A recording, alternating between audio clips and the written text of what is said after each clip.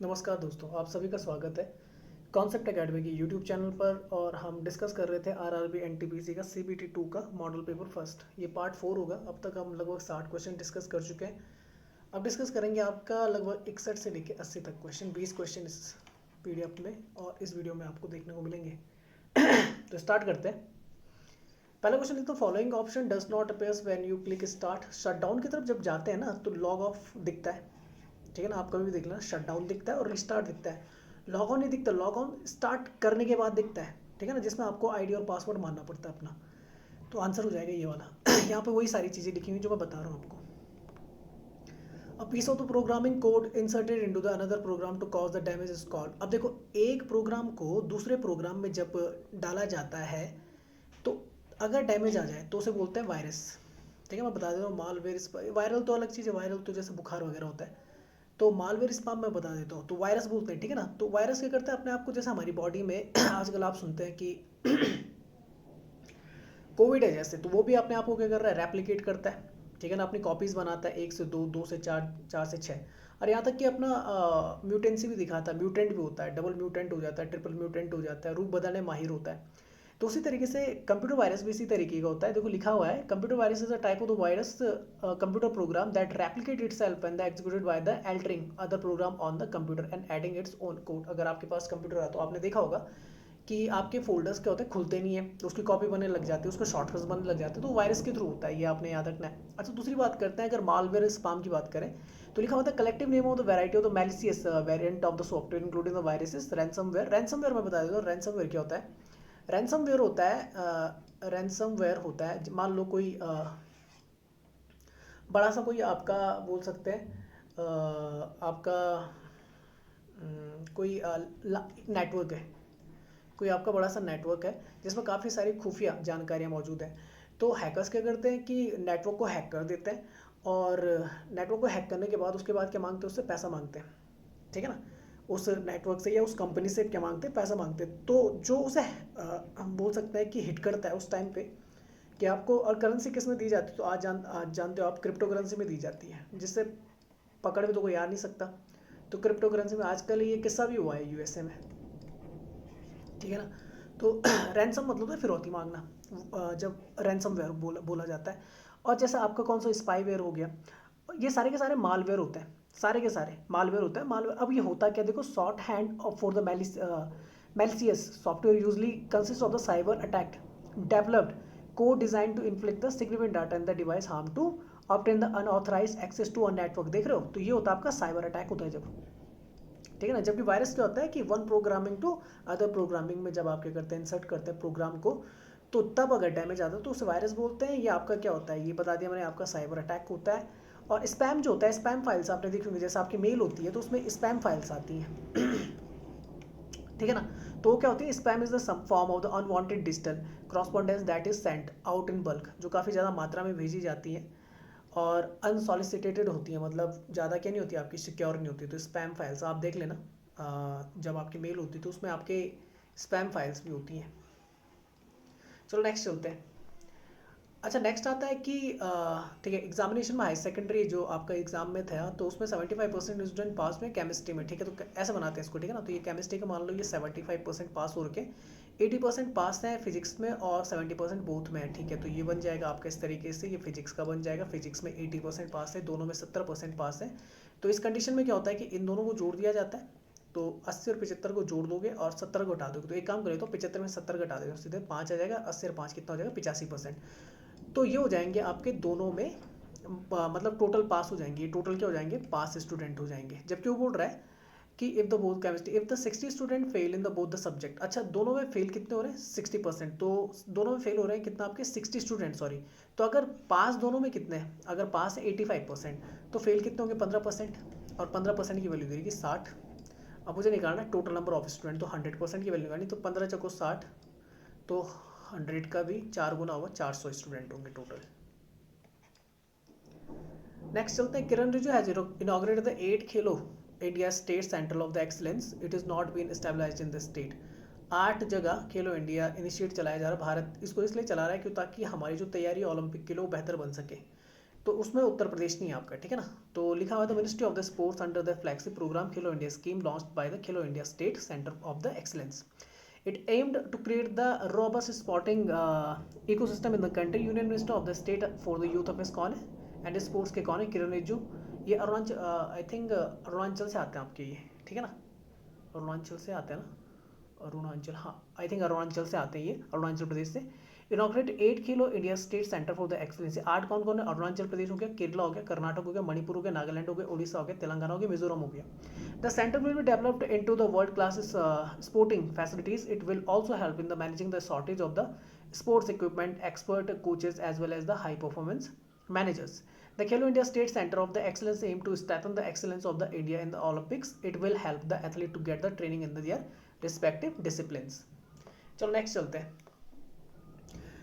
In the total population of 20 drinks, ठीक है 70 total है, 20 ड्रिंक्स कॉफ़ी एंड टी दोनों क्या करते हैं, चलो तो दोनों मिलके, तो यहाँ पे कॉफ़ी बना देता हूँ, यहाँ पे टी बना देता हूँ, दोनों मिलके कितना 20, ठीक है ना। 55% ड्रिंक कॉफ़ी करते हैं, ठीक है, तो 55 टोटल कॉफ़ी करते हैं ना, तो 55 में से 20 तो इधर चलेगा, 35 इधर आ जाएगा, और 35 और 20 कितना हो गया आपका 55, और 70 टोटल है तो ये इधर कितना आ जाएगा आपको 15। तो बोल रहा how many drink only coffee first वाले में, ठीक है। अच्छा कॉफ़ी को किस से लिखा है उसने? 20 से, ठीक है, इसको 20 से लिख देते हैं भाई। बी का मतलब कॉफ़ी है, ए का मतलब क्या आपका, ठीक है, टी है। तो अब देख लेते हैं ए किधर, अच्छा उसने ए को पहले दिखा रखा है, ठीक है, तो ए की जगह 15 है, ठीक है, बीच में 20 है, और बी की जगह 35 है, तो आंसर बनेगा चौथा वाला। नेक्स्ट जगह -40 degree Fahrenheit is equal to, तो ये सेल्सियस में कितना होता है? -40 के बराबर। ये -40 पे एक बार ऐसे मेरे को क्वेश्चन आया था कि कौन से दो टेम्परेचर स्केल आपके बराबर होते हैं? कोई भी नहीं होता, कोई भी नहीं होता, ना ही फ़ारेनहाइट होता है, ना ही रैंकिन होता है, ना ही आपका सेल्सियस होता है, ना ही आपका केल्विन होता है, कोई भी बराबर नहीं होता। बस हाँ स्पेसिफिक एक टेम्परेचर पे फ़ारेनहाइट और सेल्सियस बराबर होते हैं, वो होता है -40। तो आई थिंक वहाँ पे क्वेश्चन ही गलत पूछा गया था, ठीक है ना। तो -40 डिग्री सेंटीग्रेड पे फ़ारेनहाइट सेल्सियस आपका बराबर होते हैं। इसका फॉर्मूला होता है C-0/100 इक्वल टू, एक होता है आपका क्या, एक होता है आपका कौन सा बॉइलिंग पॉइंट, एक होता है आपका फ्रीजिंग पॉइंट। जो ऊपर लिखा जाता है फ्रीजिंग होता है, नीचे होता है आपका बॉइलिंग पॉइंट। फिर होता है F-32 अपॉन, यहाँ पे आ जाता है 180, और यहाँ पर नहीं सॉरी इन दोनों को जोड़ के आता है, सॉरी 100 + 0 को जोड़ के आता है, ठीक है ना। 180 + 32 पे आपका कितना हो जाता है 212 हो जाता है, और ये आपका क्या जाता है फिर मिला के आता है आपका, ठीक है ना। और केल्विन -273/100 ये होता है। तो ये आप याद कर सकते हैं, इनकी जगह 5 भी लिख सकते हैं, 5 इसकी जगह 5 भी लिख सकते हैं, 9 आ जाएगा, यहाँ पे कितना आ जाएगा 5 आ जाएगा। तो इन दोनों का जब कंपैरिजन होता है ना, आप यहाँ पे C = -40 रखेंगे तो आपकी F की वैल्यू भी कितनी -40 आएगी। चलो मैं रख देता हूँ, चलो यहाँ पे रखता हूँ, तो C अपॉन कितना है 5 है, F की जगह -40 रख देता हूँ, यहाँ पे -32 है, और नीचे 9 है, तो ये हो जाएगा -72, ऊपर 5 आ जाएगा इंटू में, ठीक है ना, और नीचे 9 है, 9 × 9, 9 9 8 72, तो 8 × 40 देखो -40 ही आएगा। तो 40 पे फ़ारेनहाइट और सेल्सियस बराबर होते हैं। नेक्स्ट चलते हैं, what will come in the place of the question mark, ठीक है ना। 5 इन दोनों को सॉल्व कर दें, 2 का क्यूब हो जाएगा, तो ये हो जाएगा आपका कितना 2 की पावर 3 8, फिर भाग दिया गया 4, फिर +6 और -5, इनको तो अलग से सॉल्व कर सकते हैं, तो ये आ जाएगा आपका +1। 4 का 8 में भाग देंगे 2, 5 दूनी 10, और +1 कितना हो जाएगा 11। नेक्स्ट चलते हैं, नेक्स्ट क्वेश्चन क्या है, अ शॉप, ठीक है ना, at a shop a man collected data on the every Saturday of the number, ठीक है ये है।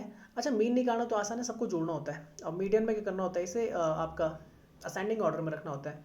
तो थोड़ा सा मैं जल्दी करने के लिए मैंने किया हुआ ये क्वेश्चन, तो मैं सीधे लिख देता हूँ। तो सबसे पहले 38 आएगा, ताकि टाइम ना लगे, जल्दी बन जाए वीडियो। तो पहले 38 है, फिर 39 है, फिर 40 है, फिर 42 है, फिर 44 है, फिर 46 है, फिर 47 है, फिर 50 है, दोबारा 50 है, और फिर एक बार कितना है आपका 96 है। बात समझ में आ गई।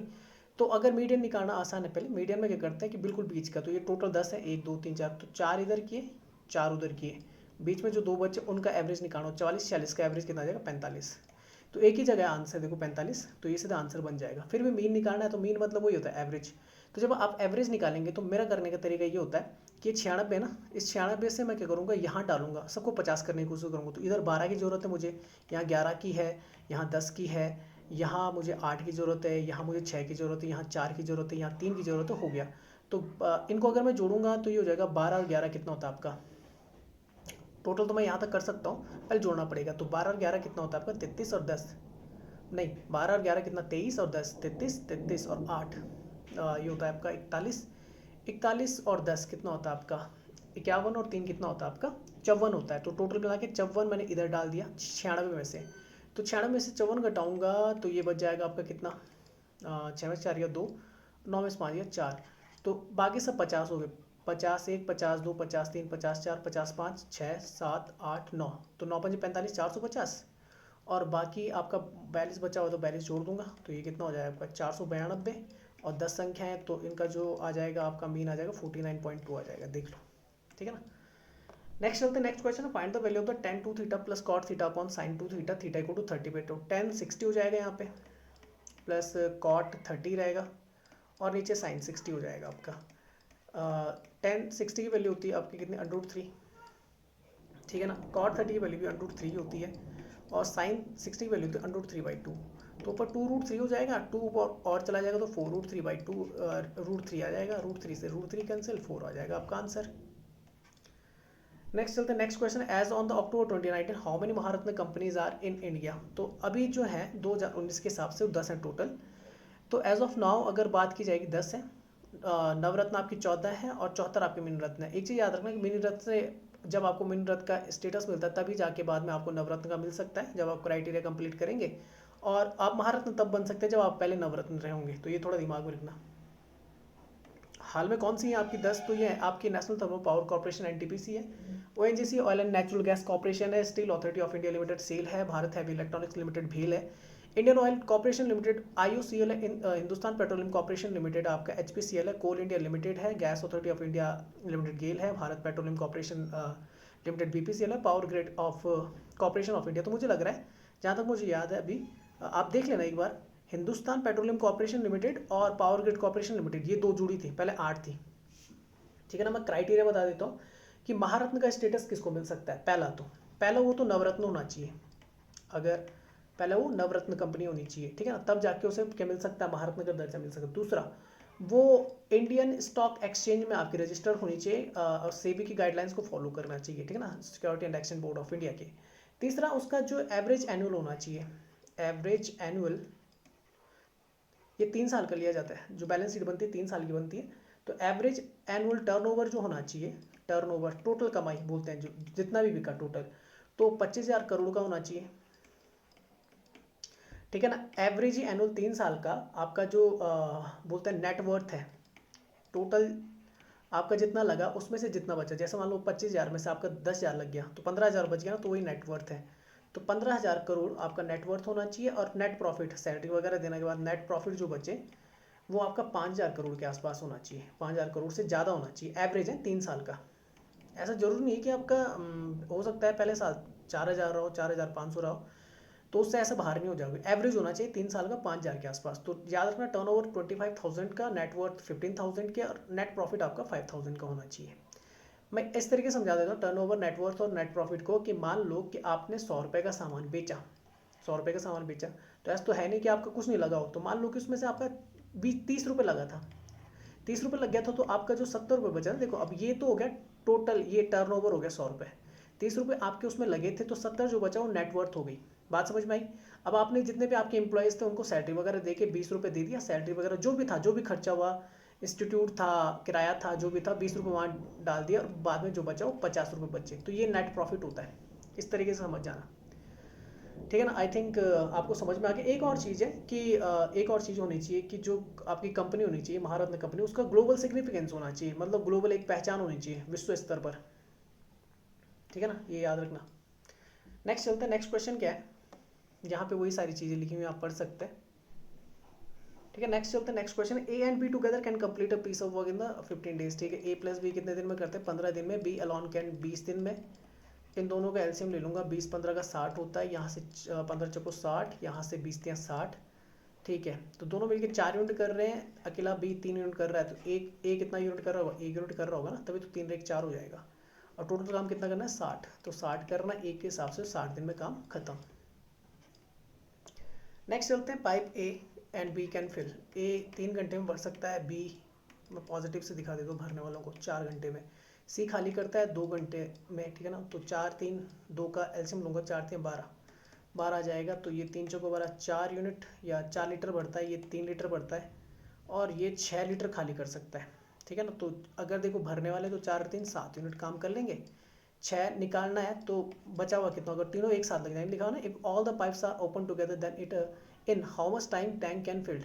तीनों अगर खोल दूंगा देखो तो 7 तो भरा जा रहा है, 6 निकाला जा रहा है, तीनों को खोल दूंगा तो एक ही भरा जाएगा, ठीक है ना, पर घंटे के हिसाब से, ठीक है। और भरना कितना, 12 लीटर भरना है, तो 12 लीटर भरना है 1 लीटर पर घंटे के हिसाब से, तो कितने घंटे लगेंगे, 12 घंटे लगेंगे। नेक्स्ट चलते हैं which do we call the current which flows from the lower altitude to higher altitude. तो लोअर एल्टीट्यूड से अगर हाई एल्टीट्यूड में जाते हैं तो वो वार्म कलर करंट होता है, क्योंकि बीच से आपका जो होता है ना, जहाँ पे आपका क्या होता है ट्रॉपिक, ये होता है आपका, देखो ये होता है आपका क्या, इक्वेटर होता है और यहाँ पे आपके पोल्स होते हैं, बात समझ में आई। तो लोअर एल्टीट्यूड ये बीच में होता है, हायर एल्टीट्यूड इस तरफ होता है। तो जब इस तरफ से इस तरफ जाता है, गर्म से ठंडे की तरफ जाता है, तो वो कौन सी होती है, वार्म करंट होते हैं आपके, कौन से होते हैं, वार्म करंट।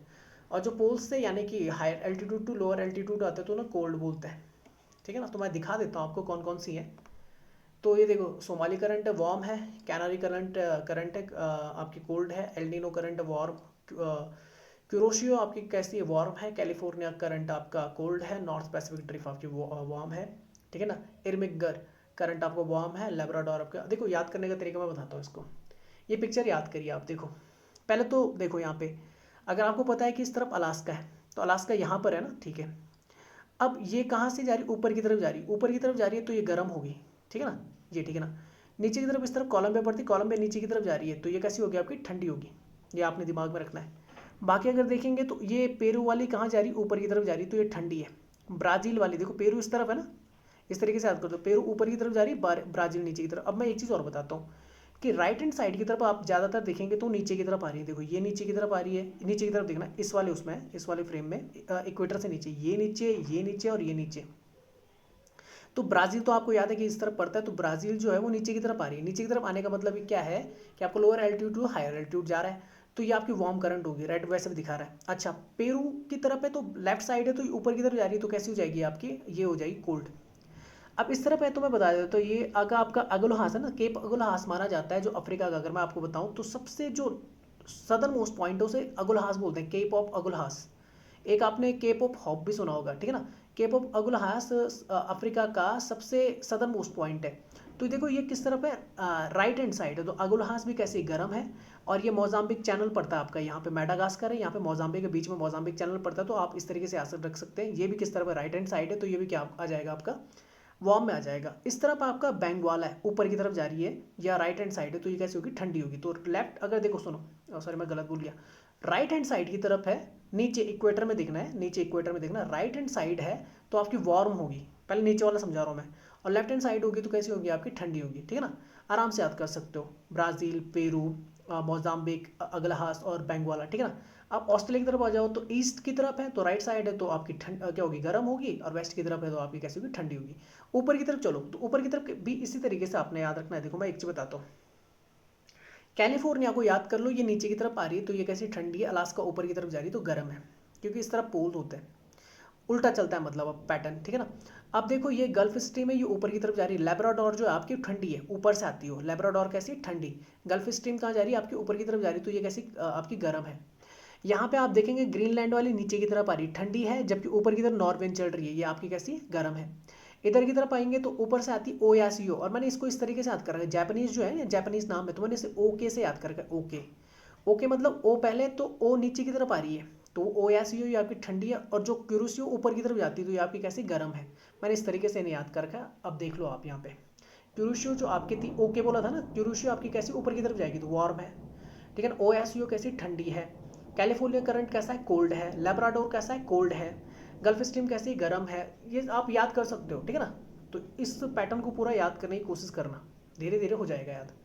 नेक्स्ट क्वेश्चन में चलते हैं, 20 student can solve the 100 question in an hour. 20 बच्चे 100 क्वेश्चन सॉल्व करते हैं 1 घंटे में, ठीक है भाई।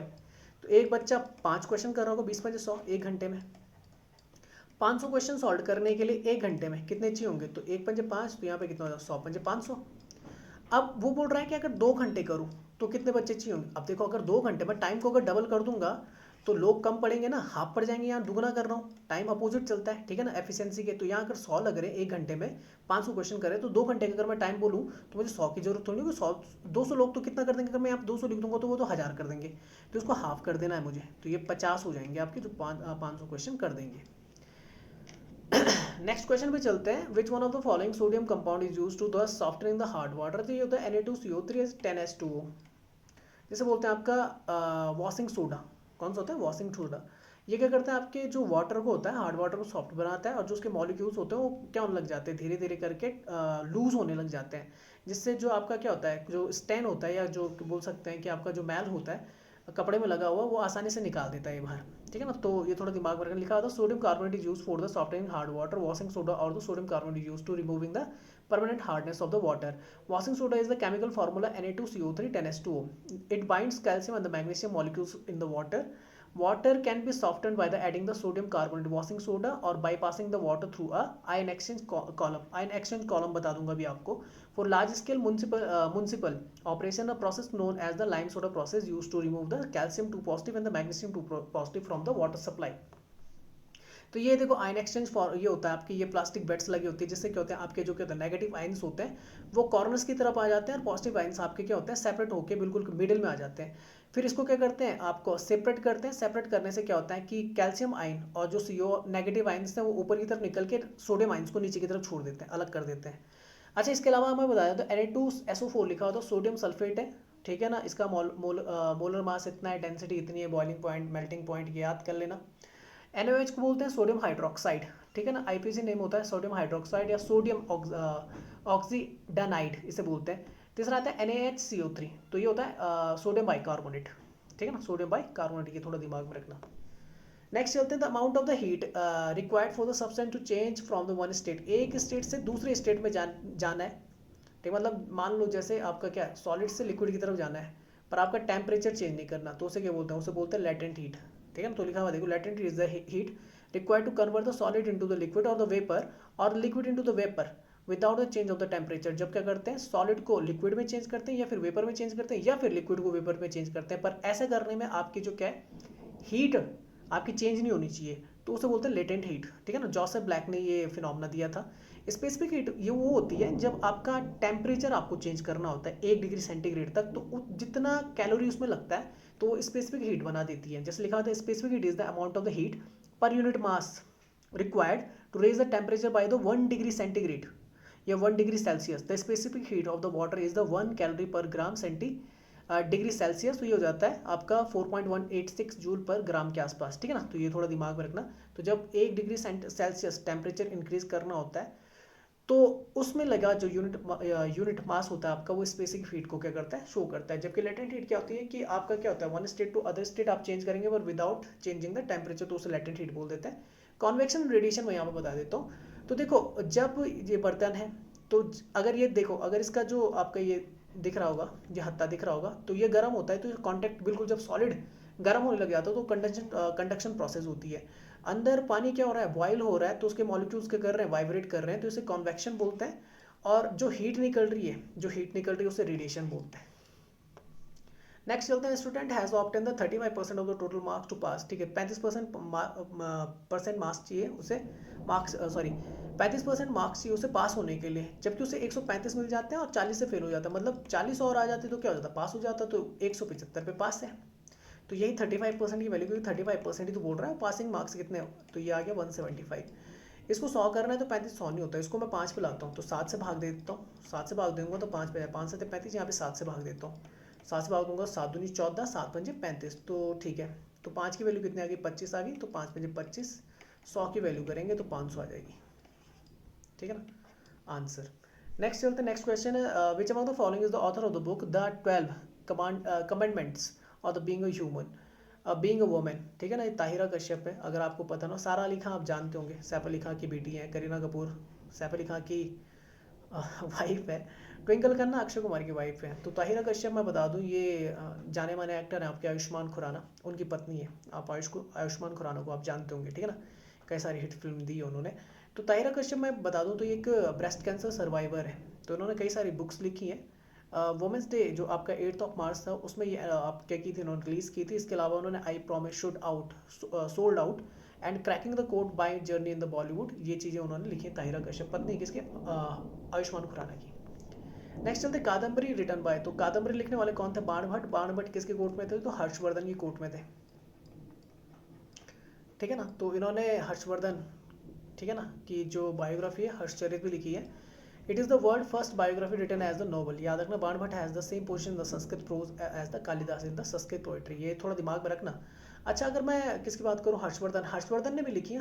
हर्षवर्धन का जो बोल सकते हैं जो उन्होंने किताबें लिखी हैं उनको भी कई बार पूछ लेता है, तो वो भी आपने याद रखना है कि कौन कौन सी है, ठीक है ना। तो एक तो आपकी कौन सी है, एक है आपकी रत्नावली, ये पेपर में पूछी गई है, ठीक है ना, रत्नावली, रत्नावली।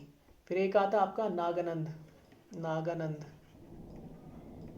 रत्नावली, नागानंद और प्रियदर्शिका, ये तीन आपने याद रखनी है। ये किसने लिखी है आपकी, ये लिखी है हर्षवर्धन ने, प्रियदर्शिका हर्षवर्धन ने लिखी है, ये पेपर में पूछी गई थी इसलिए मैंने लिखवा दी। और बाण भट्ट की हर्षचरित आपने याद रखनी है, कंफ्यूज मत होना। कादम्बरी भी किसने लिखी है, बाण भट्ट ने लिखी है। नेक्स्ट चलते हैं, लास्ट क्वेश्चन है, एल्यूमिनियम इज मैन्युफैक्चर्ड फ्रॉम, तो अब जानते हैं बॉक्साइट और होती है, ठीक है ना, जिससे एल्यूमिनियम आपका निकलता है। तो ये सारी चीज़ें यहाँ पे लिखी हुई है। और बॉक्साइट का अगर मैं एक चीज़ बता दूँ तो बॉक्साइट का आपने याद रखना है कि ऑस्ट्रेलिया सबसे बड़ा क्या आपका टॉप प्रोड्यूसर है, ठीक है ना। तो ये चीज़ आपने याद रखनी। ये था आपका आज का टॉपिक, 80 क्वेश्चन तक हम कर चुके हैं। 2 और वीडियोस आएंगे जिसमें आपका 20 क्वेश्चन और 20 क्वेश्चन, 40 क्वेश्चन रहेंगे क्योंकि 120 बनते हैं CBT 2 में। तो वो क्वेश्चन में मैं 2 वीडियो और डाल दूंगा, कोशिश करूंगा कि आज ही डाल दूँ, ठीक है ना। PDF और जो लिंक है वो मैं व्हाट्सएप पे भी और टेलीग्राम पे भी शेयर कर दूंगा, यूट्यूब पे आपको तो मिल ही जाएगी। और यहाँ पे आप लाइक एंड शेयर कर सकते हैं, सब्सक्राइब कर सकते हैं चैनल को, और बेल आइकन प्रेस करना ना भूलें ताकि टाइम टू टाइम आपको नोटिफिकेशन मिलते रहे मेरे द्वारा। फेसबुक पे भी हम हैं, वहाँ पर भी आप हमें लाइक कर सकते हैं हमारे पेज को, और इंस्टाग्राम पर भी आप हमें फॉलो कर सकते हैं, वहाँ पर भी हम हैं कॉन्सेप्ट एकेडमी नाम से। तो होप कि आपको वीडियो पसंद आई होगी। मिलते हैं दूसरे वीडियो के साथ, तब तक के लिए धन्यवाद। जय हिंद, जय भारत।